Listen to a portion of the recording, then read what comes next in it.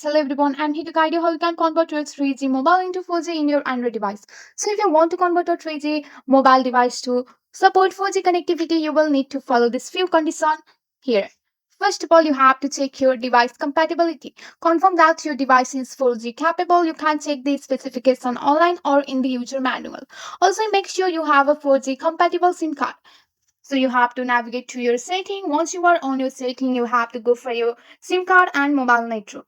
Once you are on your SIM card and mobile network, tap on your SIM card and go for the preferred network type. So here you can see that I have 4G 4G mobile compatibility here. So if you have 3G, then you have to change it to the LTE. Also, you can enable the 4G in your network setting. Here you can see that you have to just go for the preferred network type, and here you have to change your network setting. Also, you can, if you are still having the issues, you can try resetting your network setting. You have to go back, and once you are here on your setting, go for the connection and sharing, and here you have to go for the reset Wi-Fi, mobile data, Bluetooth. Here, so just tap on the reset setting here.